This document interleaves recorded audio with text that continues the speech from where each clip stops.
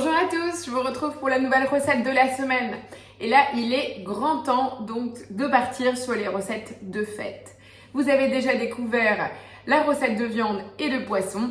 Et bien à moi maintenant de vous faire découvrir une recette sucrée, aussi bien pour Noël que quand vous recevez ou bien sûr pour Nouvel An qui arrive à grands pas. Cette recette est issue du magazine Saveurs et Thermomix hors série, donc saveurs de fête justement. Et là, je vous ai dégoté une recette, rien qu'en lisant le détail, je bavais déjà derrière ma feuille de papier. Donc j'ai vraiment eu envie de la tester et je la teste donc pour vous. Donc c'est une recette qui est vraiment originale. La voilà en image. C'est une recette, une tarte mousse vanille, caramel et cacahuète. Alors c'est extrêmement gourmand, c'est hyper joli et je trouve que ça change de l'éternelle bûche puisque tout le monde n'est pas forcément fan. L'essentiel c'est de se faire plaisir. Donc voilà, je vous propose donc la recette tarte mousse vanille, caramel, cacahuète issue du dernier Saveurs et Thermomix. Donc je vais la faire devant vous, je vais vous la mettre également en description de la vidéo, donc même si vous n'avez pas le magazine, vous pourrez réaliser la recette. Alors tout d'abord, il faut commencer par réaliser la mousse vanille. Il faut la réaliser la veille, puisque c'est comme une ganache, il faut qu'elle soit bien refroidie avant de mélanger à la suite. Donc, je vous propose qu'on démarre. Alors vous verrez, en plus, c'est vraiment des choses vraiment très simples. On va commencer par mettre 4 jaunes d'œufs dans le bol, accompagné de 60 g de sucre, et je vais venir mixer le tout 30 secondes à la vitesse 4. Alors pour la recette, il y a quand même autant, c'est des ingrédients simples, mais il nous faudra du matériel. Donc là j'ai un moule à fond amovible d'un diamètre de 20 cm. C'est le moule à fond amovible Thermomix que j'avais déjà utilisé dans d'autres vidéos, que j'ai recouvert en totalité de film. Donc j'ai toujours le fond qui peut sortir. Je vais mouler là-dedans ma crème vanille puisqu'elle doit passer au congélateur pour créer un disque qu'on va venir poser sur notre tarte. Et pour le fond de tarte, j'ai un disque de 21 de diamètre. Donc c'est vraiment tout simple, c'est juste pour la hauteur de la pâte. Et là-dedans, on versera donc les cacahuètes, le caramel et on viendra poser le disque vanille par-dessus. Donc le disque vanille doit être un tout petit peu plus petit. Voilà, donc ça c'est vraiment, on va dire, le côté technique de la recette. Voilà, nos 30 secondes viennent de se finir. Là, on a juste battu vraiment les jaunes et le sucre, tout simplement. Et dans ce mélange-là, on va venir rajouter 125 g de crème entière, donc toujours 35%. J'ai mis 10 g de plus, donc je compense avec le lait, puisqu'on doit avoir 250 g au total. Donc je ne fais pas la table, je continue pour verser jusqu'à 250 g. Voilà, donc au mélange, je vais venir gratter 2 gousses de vanille. Donc là, je les ai déjà fendues et je vais venir gratter la graine de vanille. En plus, elles sont bien fournies, ça va être top. Voilà, je ne vais pas du tout mettre la gousse, j'ai vraiment mis que les graines de vanille. Donc ces gousses-là, à votre avis, je vais en faire quoi? Surtout ne les jetez pas, elles sont toutes fraîches, elles sentent très bon. Je vais tout simplement les laisser sécher à l'air libre et je vais venir les mixer avec mon sucre, ça fera du sucre vanillé. Et puis sinon, vous en aurez peut-être besoin sur d'autres recettes, si vous faites des vins chauds, si vous faites des fruits sautés, vous pouvez les mettre dedans. Ou alors la recette aussi de salade de fruits en sous-vide, vous pouvez glisser une petite gousse de vanille. Parce que même si là on a retiré les graines, la saveur est encore là. Donc surtout, optimisez. Le coût des matières premières ne cesse d'augmenter, donc profitez-en de vraiment optimiser. Vraiment, vous savez que moi j'utilise tout en transformation, vraiment pensez-y. Voilà, donc ça je le mets de côté. Et maintenant, je vais venir tout simplement chauffer pendant 12 minutes à 80 degrés, sens inverse, vitesse 1. Alors en faisant cette technique-là, tout le monde peut le réaliser, en fait, quel que soit le modèle de Thermomix. On pourrait, si on voulait, aussi enclencher le mode sauce, puisqu'elle est aussi à 80 degrés, donc ça vous permettrait d'avoir une base bien liée. Là, on va suivre la recette, comme ça elle est réalisable par n'importe quel Thermomix. Voilà, donc je vous retrouve dans 12 minutes, puisqu'il y a encore la suite de la mousse vanille à continuer. Voilà, les 12 minutes à 80 degrés pour notre crème vanille viennent de se finir. Donc là, on a vraiment un beau côté aromatique. Notre petite graine de vanille qui flotte. Alors, j'arrive pas à vous montrer, il y a trop peu de quantité. Mais en tout cas, la saveur est là. On voit bien les petits points noirs de la vanille. Pendant ces 12 minutes, j'ai mis à tremper 6 g de feuilles de gélatine dans de l'eau froide. Donc, je l'ai ici. Je vais juste venir les goûter. Et je viens l'insérer directement dans ma crème chaude. Et je vais venir mixer 30 secondes à la vitesse 5. Alors cette base de préparation vanille doit devoir refroidir en totalité avant de continuer, puisqu'on va encore venir rajouter, on met de la mascarpone pour vraiment faire la masse. Mais avant tout, cette première partie avec l'infusion vanille doit vraiment refroidir. C'est ce que je vous conseille de commencer la veille. Donc là maintenant, dès qu'on a fini de mélanger, je transvase. J'ai prévu un grand plat, justement pour que ça refroidisse plus vite aussi. Ça vous évite d'avoir une couche trop épaisse. Voilà, super. Et là, notre vanille, tac, je transvase. On voit bien les petits points de vanille, puisque de goût, c'est quand même très généreux. On va vraiment les retrouver après. Donc là, je viens racler les parois de mon bol. Je laisse un peu refroidir à température ambiante, puisqu'à 80 degrés, là, il est déconseillé de le mettre directement au réfrigérateur, sauf si vous avez une cellule de refroidissement. Mais là, on joue dans un autre niveau, autre registre, parce qu'un titre particulier, vraiment très rare, les personnes qui puissent posséder un tel appareil. Donc là, tout simplement, je vais le laisser à température ambiante, laisser refroidir, et quand c'est plus frais, je vais le mettre toute une journée au réfrigérateur. Et je vous retrouve pour l'étape d'après, après complet refroidissement. Voilà, maintenant que l'étape donc de la crème vanille est terminée, on va donc continuer pour réaliser notre pâte. Donc pour cela, on va verser maintenant 20 g de noisettes, donc c'est vraiment un tout petit peu dans notre bol, accompagné de 60 g de sucre. Et je vais venir mixer 10 secondes à la vitesse 10. Donc bien entendu, on redémarre avec un bol propre et sec. Donc là maintenant que j'ai ma poudre de noisettes avec mon sucre, totalement broyé, vous avez ici donc le résultat. Je vais venir rajouter à cette préparation un œuf entier, 75 g de beurre coupé en dés, 135 g de farine et une petite pincée de sel. Je reviens mettre le couvercle avec le gobelet doseur et je vais venir programmer 10 secondes à la vitesse 5. Donc vous voyez, c'est vraiment très rapide, on ne travaille que très peu la pâte. Et voilà, notre pâte à base de noisettes est prête. Maintenant, je vais venir la sortir, faire un petit bâton et la mettre au réfrigérateur une petite heure avant de l'étaler.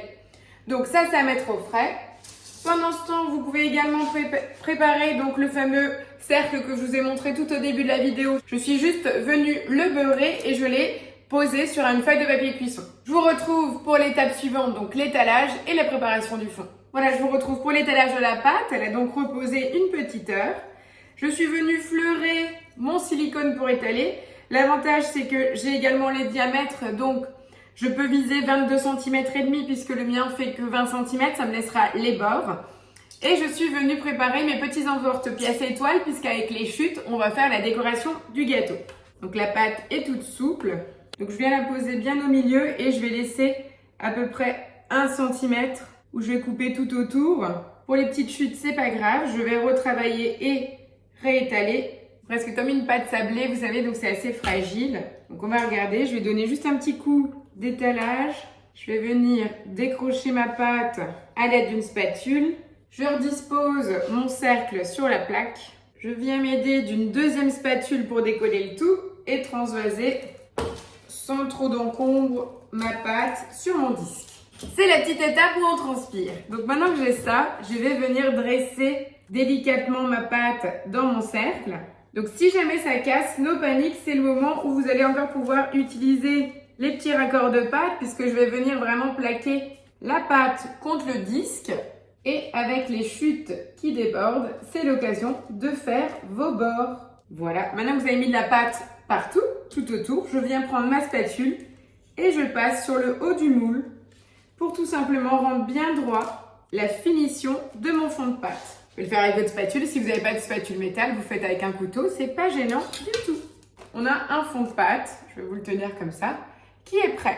Donc maintenant, je vais juste venir le piquer à la fourchette pour être sûr que ça ne gonfle pas et on va le mettre en cuisson. Je pique à la fourchette. Donc là, pendant ce temps, je réserve de côté mon fond de pâte. Je vais mettre mon four à chauffer à 180 et je vais encore venir étaler et réaliser mes petites étoiles de déco.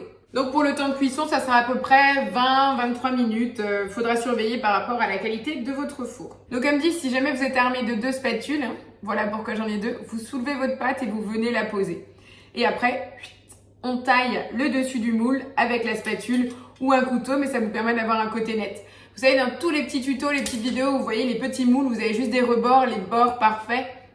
On vient pousser avec le doigt, comme ça on arrive à bien répartir le long du moule et après, tac, on coupe sur le dessus et ça nous fait une finition parfaitement droite. De toute façon, l'intérieur est totalement garni. Après, on ne voit pas si vous avez rajouter des petits morceaux, tasser avec le doigt. Donc rassurez-vous, lancez-vous. Ça fait peur au départ, mais honnêtement, c'est un jeu d'enfant. J'arrête de discuter, je vais continuer à faire mes petites étoiles.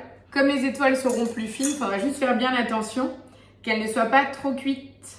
Donc à surveiller, quitte à les sortir un peu avant. Voilà, j'ai optimisé mon petit bout de pâte. Et c'est parti, je viens les transvaser. Donc là, je les ai vraiment faites fines, hein, parce que c'est vraiment pour la déco. Donc pensez à surveiller, il faudra les sortir avant le fond de tarte, ça c'est sûr et certain. Et voilà, le fond de tarte est prêt. J'ai utilisé la pâte, il me reste juste une toute petite miette. Donc si on veut pousser le vis, on peut continuer à faire plein de petites étoiles, mais après il y aura plus de déco que de gâteau. Donc là maintenant, mon four à sonner, il est prêt. On va venir donc le mettre en cuisson pendant une vingtaine de minutes, 20-23 minutes à 180 degrés. Voilà, c'est parti, je vous retrouve tout à l'heure pour le montage. Voilà, donc la base de la crème vanille a donc totalement refroidi.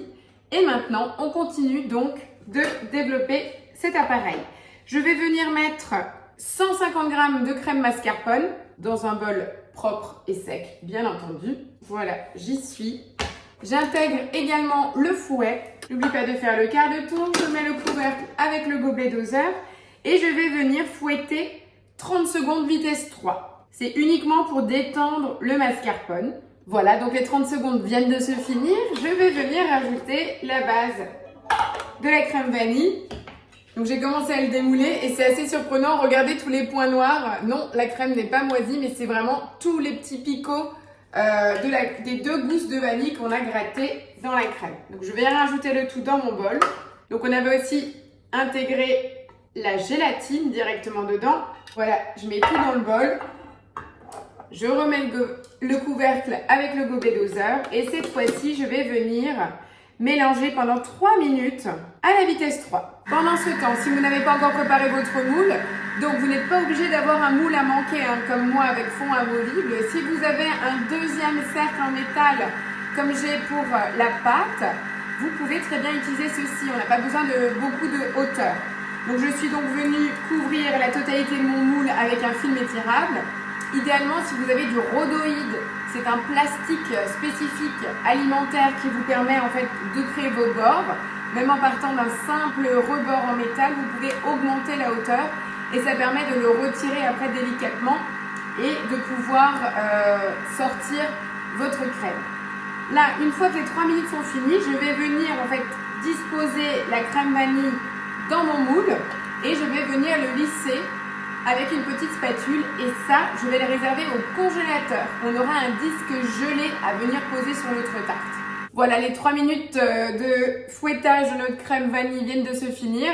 Je vais donc venir verser le tout dans le moule.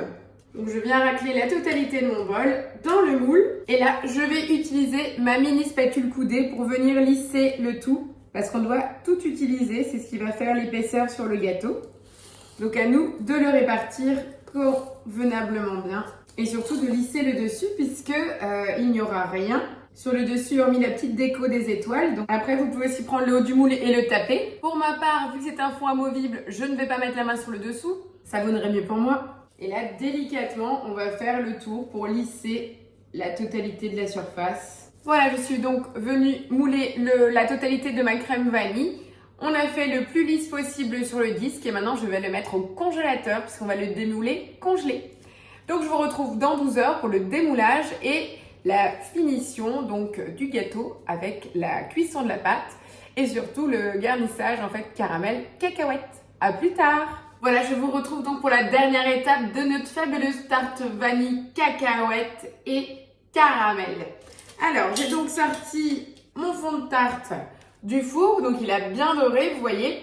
On a bien fait de couper tout lisse à hauteur du moule. On a quelque chose de propre et net. Là, c'est totalement refroidi, hein, on s'entend bien. Du coup, en refroidissant, la pâte s'est bien décollée de mon cercle. Hein, il n'y a pas d'effets spéciaux, je l'avais juste huilé. Du coup, là, j'ai bien mon fond de tarte qui est vraiment chouette. Donc là, je vais venir le déplacer délicatement sur mon plat à tarte. Donc maintenant que mon fond de tarte est transvasé, je vais pouvoir venir le garnir. Je vais répartir 75 g de cacahuètes salées. Je peux vous dire que c'est bien garni, hein. Ça fait un effet un peu côté sneakers parce que je sens bien la cacahuète salée. Sur lequel je vais verser ma sauce caramel. Alors dans la recette du magazine Saveur, vous pouvez réaliser votre caramel à la casserole. Vous savez très bien, je n'utilise pas de casserole. J'ai utilisé la recette du TM6 sauce caramel. Donc c'est la même base que pour la recette, du beurre, de la crème, du sucre. Je vous mettrai de toute manière toute la recette en description de la vidéo. Donc quel que soit le modèle et vos envies, si vous avez envie de le faire à la casserole, libre à vous, vous aurez libre choix. Oh là là, je vous dis pas, comme ça me donne déjà envie de goûter là. Donc là, regardez, on a vraiment le fond qui est garni donc de caramel et de cacahuètes. Et là, si vous reconnaissez le moule, je l'ai sorti du congélateur. Donc là, on va démouler en live. Donc là, c'est la fameuse mousse vanille, le disque. Par contre, le disque a l'air bien plus épais que sur la photo du magazine. Je viens disposer mon disque sur le dessus.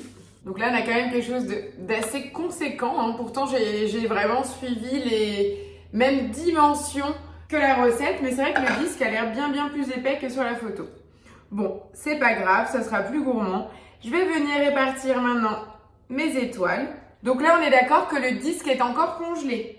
Donc là, vous pouvez faire la déco. Vous pouvez saupoudrer d'un peu de sucre glace vos étoiles. Vous les disposez, mais il va encore falloir patienter le temps de la décongélation, en fait, directement au réfrigérateur, quelques heures avant de le déguster. Et voilà le fabuleux gâteau, la tarte mousse vanille, cacahuètes et caramel. Je vais bien entendu vous faire une photo de gros plan. Je vais devoir attendre qu'il décongèle et je vous ferai, promis, une photo en fin de vidéo du gâteau découpé pour voir l'intérieur. En tout cas, moi, j'ai qu'une hâte, c'est d'y goûter. Voilà, donc ça c'était la recette du gâteau de fête. Ça sera également la dernière vidéo de cette année puisqu'on arrive en plein dans les fêtes, veille de Noël. Je vous souhaite à tous de très belles fêtes. Profitez des vôtres, faites ce qui vous fait plaisir. Pensez à vous, passez de magnifiques fêtes, prenez soin de vous et je vous dis à l'année prochaine pour des nouvelles vidéos. Bye bye, bonne fête!